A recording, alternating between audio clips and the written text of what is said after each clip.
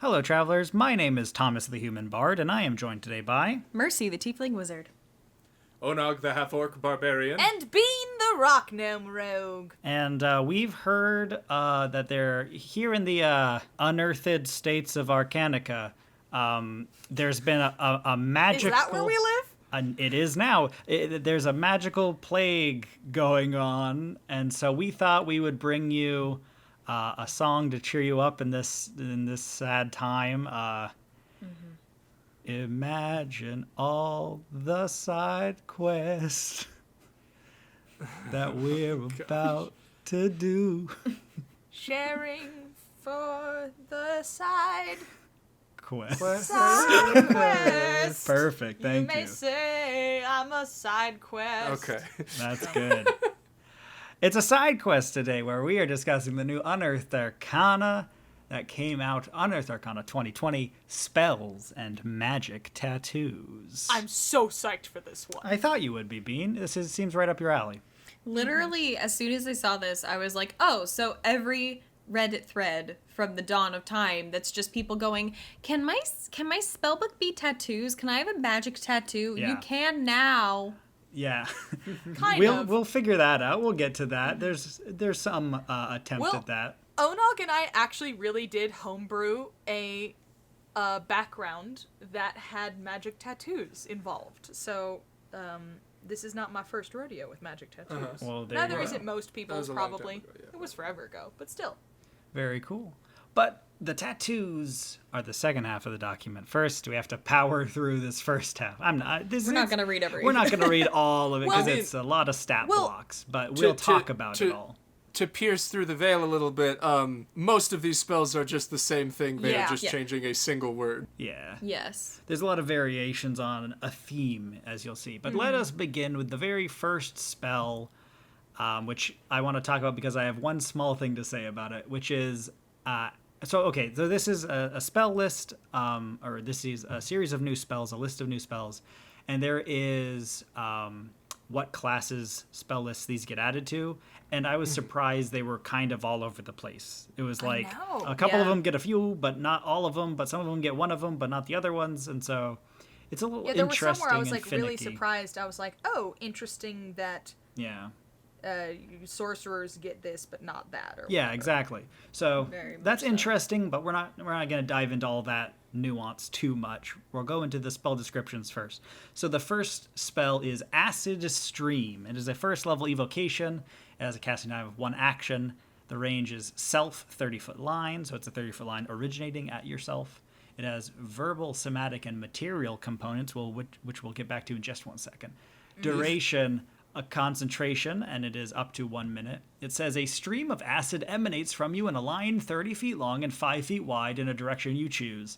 Each creature in that line must succeed on a dexterity saving throw or be covered in acid for the spell's duration, or until a creature uses its action to scrape or wash the acid off of itself or another creature.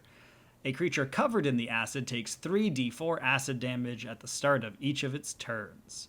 At higher levels, you increase there's more d4s for each spell slot above the first. It hits harder. So why do I care about this? That's a pretty normal seeming spell. So the material component is a bit of rotten food. Yeah, why? So It's acid. But that's so not... so it's a line shooting out from you, and you have to have rotten food in your hand. Are you saying you barf on people? In the game Sea of Thieves, there's a lot of interaction between characters where if you eat anything bad, you begin vomiting all over your crewmates on your Yeah, ship. I think that's what's happening. I think it is meant to elicit the idea that you're shooting this out of your mouth, or I don't know, See- another orifice perhaps. There you Oh go. my gosh. There you go. See, I read it as often when food rots, it turns into vinegar, and vinegar is acidic. I was thinking really you were just Yarfing. on yarfing people. all over. That makes more sense, because I was like, rotten food, what does a moldy piece of bread have to do with acid? I was like, but there it is. But also, like, man, what have you been eating that your stomach bile deals 3d4 acid damage? You gotta fix that diet. That's Yikes. great.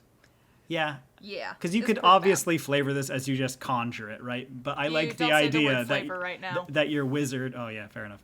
That your wizard just eats an old banana peel, and it's just like. That's how I like to imagine the spell going. Aesthetics aside, though, I actually really... I dig it. I like this as an acid spell because that's sort of one of the things that I think has been missing from a lot of the different acid spells. Like, you see effects like this on fire spells, where it's just like, oh, you burn someone and then they stay on fire and take damage unless they put themselves out. Yeah. But almost, all acid spells are just like, and then they take a little bit of acid damage and that's it. And I'm like, that's not really how acid works. But then I can never remember which it is, but a lot of monsters that you deal with that have acid to them, like if you hit them, then or if it hits you, you get acid damage, like in addition. And so it's always felt to me like monsters get to use the benefits of acid more than like the players do. Yeah. And so having this and it stays on them and eats their skin until you get it off. Mm-hmm. Yep. Sense. It just sort of speaks that there is sort of like an inherent damage type imbalance for a lot of things. Like there's like 1,000 fire spells and like 2 lightning spells, and the same goes for acid, where it's like you could theoretically choose a draconic sorcerer background where you have acid resistance and your acid spells do extra damage, but there's only like 4 or 5 of those in total, kind of a thing, and not all of them are good. And it's sort of like some of the damage types have entire mechanics built around them. Like most like frost spells will like hinder character movement, or in one way or the other. Yeah. Or like poisoning, like poison damage is often also inflicts the poisoned condition. But acid, there's no acid condition. There's no inherent effects with acid. So I like this as an idea of like, what if acid just you have to scrape it off of you, or else it keeps damaging you, or it just keeps going no matter idea. what. And it's nice because there's a cantrip acid splash, I think. Yeah. I really think this is very interesting. It's a fine spell. I just thought it was funny to picture a wizard yarfing all over everybody. Let's move on to the next one. Yarfing. So the next spell is Otherworldly Form. Does anyone have any insights on Otherworldly Form they want to share with us? Basically, this spell is a transformation spell that boosts your immunities to damage, either by fire and poison, or radiant and necrotic, depending on if you choose I am evil or I am good, which is an interesting choice with the spell. It gives you fly speeds, it gives you bonuses to AC, so it just kind of boosts you up. Unless you were like a specific type of wizard, I can't imagine them getting much use out of this. But I can see clerics and warlocks gaining a lot of benefits. Yeah. Especially clerics, because it is a 6th level spell. Actually, all of these classes are full progression spell slots. Except for warlocks, I think their 6th level spells aren't spell slots. They are like abilities that they get to use once a day. So it's kind of weird. So I think honestly, clerics benefit the best from this because it gives them extra attack. It gives them all these other things. Yeah, it was kind of weird for me thinking of a wizard who really wanted most of this, because it is like your weapon attacks are magical and used, but wizards don't even like have weapons they bring around with them very often. Right. Yeah, I mean, unless they're blade singing ones. The specific well, kind. putting it on the wizard list doesn't mean that you have to choose it, sure. and I guess it's nice to have the option. Yeah, I think, and it isn't like a transformation that you just put on someone and you keep concentration. This is something that you can only cast I think that on highlights yourself. just a bit of a weirdness with wizards in general, where sometimes it seems like they just have access to like all the spells, so that's where your flavor and your customization comes from, which is just interesting that it's like a very different strategy than any of the other spellcasting classes. Yeah, a lot of the like work Highly of customizable. Yeah, a lot of work for defining the vibe of a wizard is in the spell selection, not in like the subclass selection nearly as much. Yeah. All right. The next spell the final one before we get into all the summoning spells is Spirit Shroud. This is, I feel, a pretty decent little spell, actually. I like it. Yeah. Bean, do you want to talk about it for a second?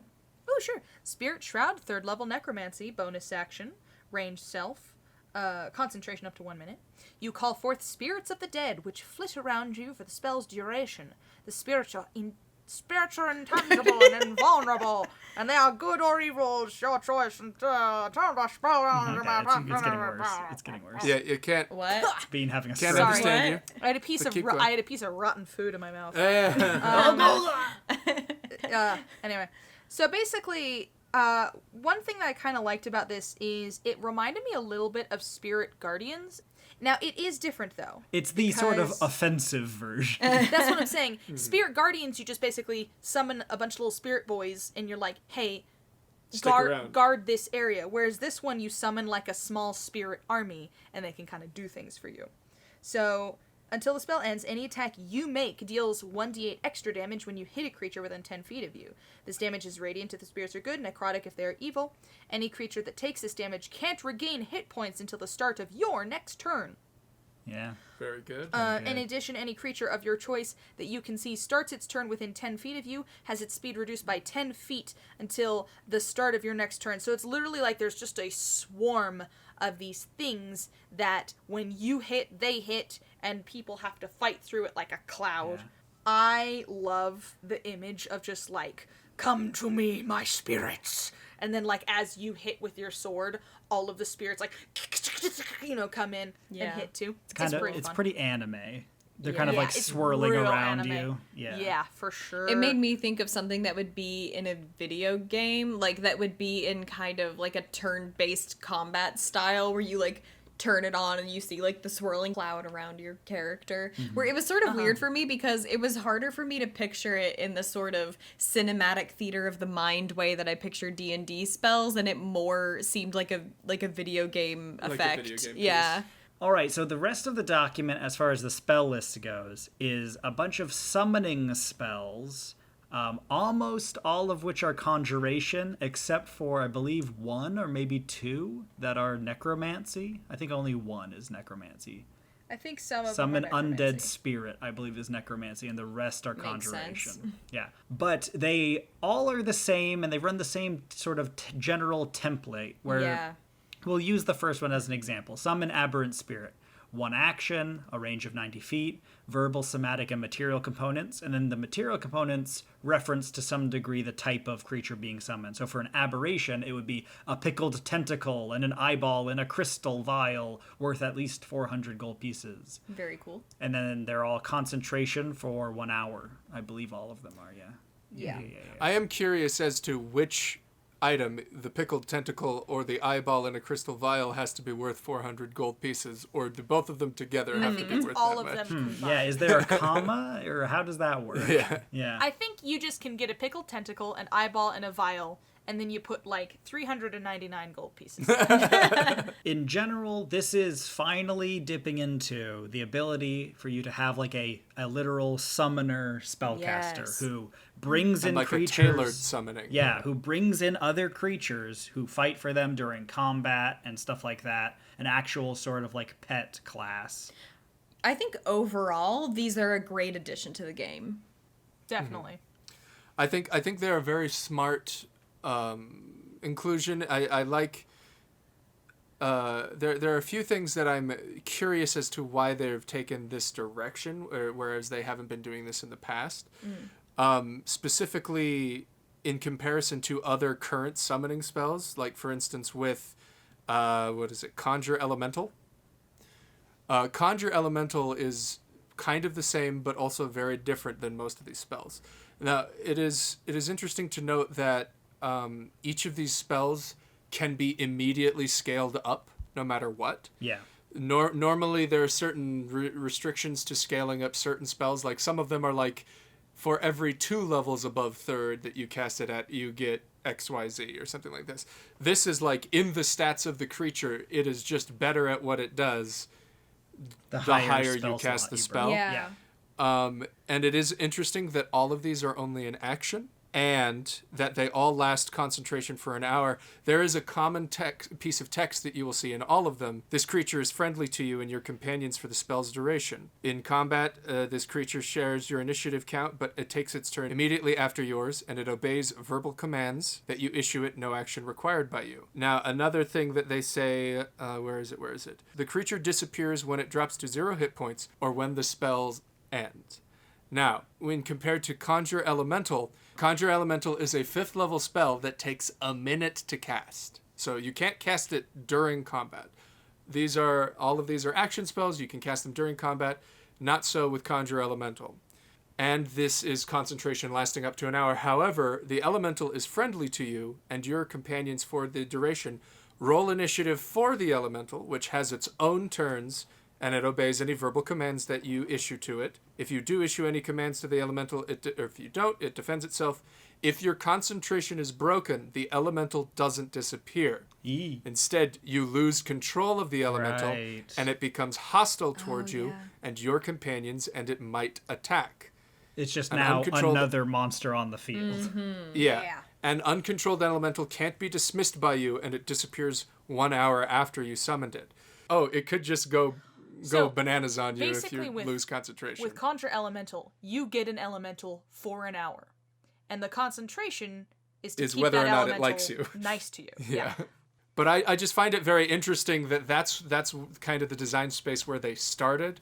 And then this is kind of where they're reaching towards, just to make it more accessible. I don't know which. I will say this, though. With the amount of variance of types of things you can summon, now, generally as a group, we don't like the idea that certain creatures are inherently good or bad, but probably a lot of these creatures might not default to being aggressive to you. Well, and that's the thing. Even that's true. It's kind of interpreted as the elemental does get aggressive to you, but it says it might attack. That's true. It doesn't say that it has to attack. So maybe if you make good enough friends with it, it might not. It just if you're chill with leave you alone. maybe it's neutral. I guess part of what I'm saying with this is then if that was a thing, you might just never summon Fiendish Spirit because they have the chance of going bananas. It's gonna attack you. Whereas if you just summon like a deer. Yeah, it's like a bestial spirit or whatever. Mm-hmm. I don't remember these very well. I think there's a really interesting kind of semantic point to make that I saw Jeremy Crawford answer on Twitter, actually, where somebody was asking about spirits in D&D, and he was like, currently, the word spirit within Dungeons & Dragons is just used to delineate a version of a thing. There's no unique mechanical version of, like, spirit doesn't mean it's incorporeal. It doesn't mean that it's inherently magical. That it is a ghost. Like, it doesn't, it's just a thing that you summon. He was answering a question regarding there's a horn that if you blow it, it summons barbarian spirits. It's like, are these dead barbarians from Valhalla? Ancient barbarians? Are they just like local barbarians that heard the horn? No, there's just a bunch of local barbarians that just like write on your Facebook wall, like, with you in spirit. Oh, nice. Thank you. They changed their profile picture. Yeah. I agree with you, Onog, where I think in general, I think it's more interesting and more fun to have costs that are like story costs rather than simply material costs. Mm-hmm. Yeah. Where having a risk of something happening in your game that will make a story is more fun than being like, do I have enough money? Well, this seems a little bit like a throwback to almost original D&D kind of stuff where the material and monetary components of things were the main thing that you focused on. Yeah. And so by just saying, like, I could see probably in the developing room, they're like, well, it does cost more, whereas maybe more modern D&D players might say, yeah, except I don't even think about that. Or a lot of people straight up don't worry about spell components. Yeah, that's true. In games. Yeah, well, and because this is a homebrew space, I would say that if you agree, if you share that thought that you think it's more interesting to have like a story risk and you don't like worrying about material components as much, I don't think it would be hard or break anything to implement these spells in your game and just say instead of the material components there's the, like, if you break concentration they become hostile and just trade the cost yourself for your table. I think you could easily do that. Mm-hmm. Sure, yeah, of course, yeah. There's purview for DMs to do that if they feel like that fits the game that they play better. But what I was trying to get at was that the gold balancing is intended, I believe, for the balancing mechanic to be sort of like the spells for resurrection. If you don't have that diamond worth 1,000 gold pieces, you can't cast the spell, which narratively can drive you to go get one, which is like, it can play into a narrative cost that, well, we have to go get that thing. You have a new MacGuffin. If we don't have one yet, or if I lost the one because we lost our materials or whatever. Can you put up a McMuffin on the screen when I say MacGuffin? A McMuffin? Sure. Thank What? you. Why? A McMuffin. Definitely. With each of the summoning spells, you get to choose between 3 versions of the spell that affect the stat block of the spirit you summon. So Yeah. for Aberrant Spirit, for example, it says when you cast the spell, choose Beholderkin, Slotty, or Starspawn. And then it resembles that kind of a What being. are all those words? Yeah, like a Beholder, a Slod, or a Starspawn. Those are all monsters from D&D.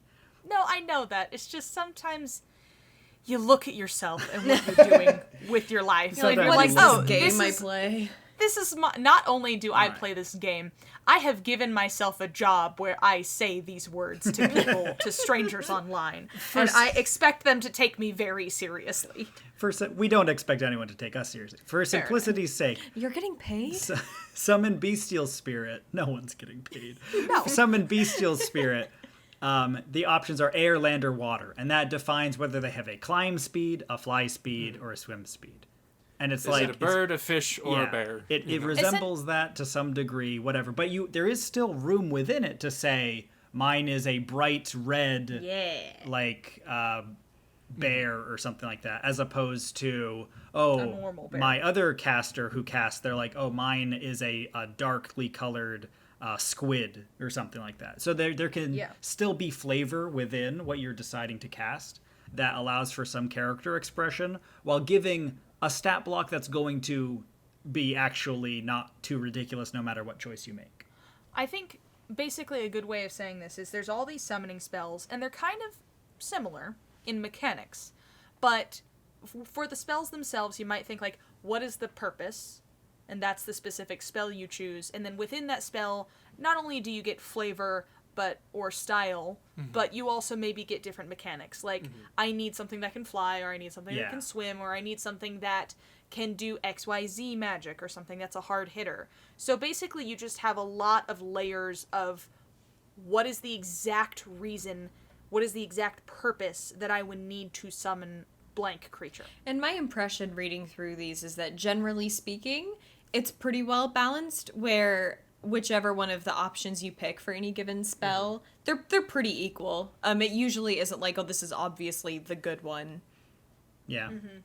It is also, really quickly referencing, it is technically just also a creature from, like, it's a spirit from that plane of existence or wherever you're pulling it from. So as far as, like, story and roleplay purposes, you could cast Summon Fiendish Spirit if you needed to talk to a fiend about something. Oh, yeah. That's true. Like, how much your DM rules that the spirit is a real creature within the Nine Hells who just got, like, pulled out of it real quick to It hang out says it with you. understands your languages. And it says that you call forth the spirit from wherever they're from, right? So And they're not all mindless beasts. no, they're not mindless. They understand your language. So you could be like, hey, we need to chat with the demon. And the wizard can go, I can summon a demon that won't immediately eviscerate all of us. What if my character's dad is a demon and I just, like, invite him over? You just use this to call your dad? Yeah. So, but Can it summon, is this summon specific fiendish spirit? well, that's the thing too. Is like a while back there was an Unearthed Arcana for like warlock summoning spells that were like you summon this specific type of devil or demon and things like that, and all of them had different rules and things you had to offer them, and like Very different cool, by the way. consequences for if you didn't, and All it was the very flavorful. supplications and Yeah. All the supplications, and if you didn't do it, it would just go rogue and like sometimes hurt you more than some of the demon summoning spells were like it attacks anything near it, but you can summon it like 30 feet away from you. So you just summon it and then let it loose in a room full of bad guys, and you shut the door and hope it doesn't come out. You Nice. misty step away.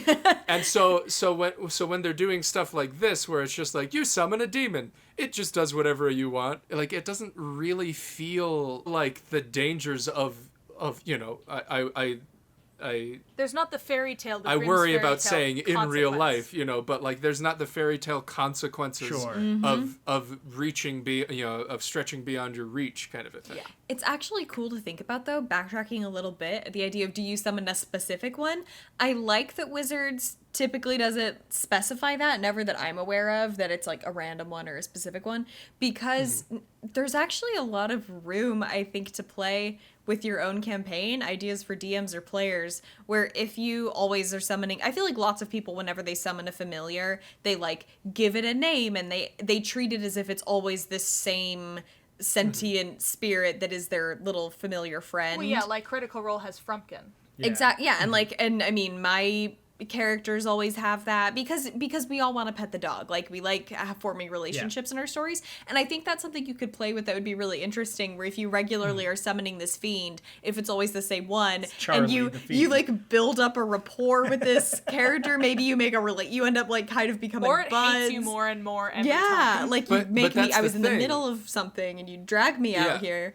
Yeah, I wish, at least for a few, perhaps more powerful. I mean, there are some that already exist in the game, but for a few of the more powerful ones, like Summon Fiendish Spirit, which is a 6th level, as opposed to like Bestial is like a 2nd level, if there was maybe some sort of a spell DC that's like, if you don't pass this spell DC, or if they don't pass it or whatever, if they succeed on it, they break out of your control and now they're just there. Otherwise, they're under your control for the duration. Even if the I DC really is like really that. high, like it's a, Yeah, the DC it's like is a low 20. percentage, but maybe it could happen, you know? Maybe But- today's the day. But it is, and it's one of those things too, where it's like, because there is that inherent danger, then there's like the role-playing payoff of, because you have been nice to this demon every time, and it actually broke loose of your control, it's like, nah, I'm chill with him. Like, We're all right. yeah, we're okay. He didn't make me clean the toilets, you know? Yeah. There is, real quick, I may edit this out. There is a video that I watched just the other day on YouTube going into some video game history about a video game that came out right around when Pokemon came out. The original, like, Pokemon, like, Red and Green, Red and Blue.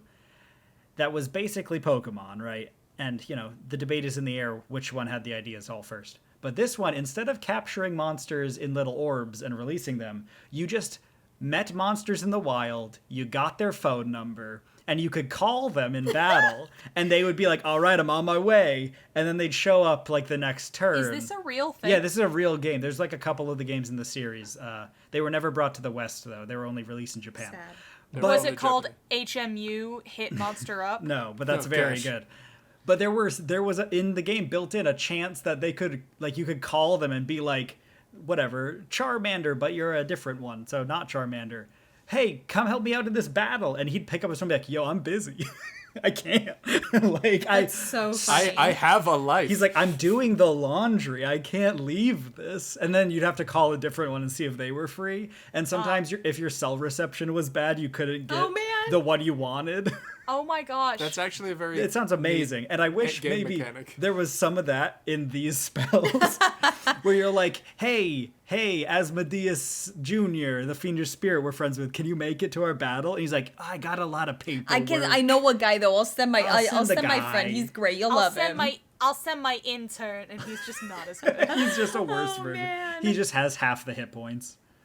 I don't He know. asks you to like give him a positive review. You know, that's why we're a homebrew channel, folks. That kind of stuff is impossible to create like a rules book of. Nah. But man, make a homebrew rule and Do it. integrate that kind of stuff into your own games. The spells, they're more like guidelines, you know? You can play with Than them. actual. You can Yeah. play with them. All right. Anything else we want to mention about the summoning spells that we haven't touched on yet? I did want to bring up something of note. Yes. Is that all of them are different levels. Yes, from yeah, each they're other. all That's true. yeah, But they're all varied of them levels. do scale with each other. So if you cast Summon Bestial Spirit at 5th level, it is still relatively comparable to Summon Celestial Spirit at 5th level. Yeah. It's Good just, I point. think the only difference is the Celestial has like more damage immunities and does mildly more damage. Yeah, they do a pretty good job of making them, like Mercy said, making them pretty even with each other. Some, it's just that the creatures that you're summoning are so powerful inherently that it would be stupid to say that you could summon them as a 3rd level spell. Yeah, fair enough. Definitely. But I do want to see what casting like find like summon bestial spirit at 9th level, and you just say like, I summon a 9th level dog. It looks like a dog, but it's just so jacked. It's that one image of that ripped pit bull. Yeah. You know the I one. summon my rainbow dog. All right. Hello there, travelers. Thomas the Human Bard here, cutting in later on in the editing process. We realized that this episode was going to be way too long for our normal side quest, so we've split it into 2. You just finished listening to our coverage of the new summoning spells and other additional spells in the new Unearthed Arcana. And in episode 2, which we'll also be posting on the same day, we will cover magical tattoos. I think you'll enjoy our discussion of that if you enjoyed our discussion of this. Feel free to comment below with your thoughts on these summoning spells and the other spells as well. Which ones you think stand out, which ones you feel succeed or fail at their goals. Which summoning spell is your personal favorite? Which one do you think that your character would use? Remember to like the video and subscribe to the channel for future D&D homebrew discussion content. And that's the side quest. Nobody even died. We'll see you next time.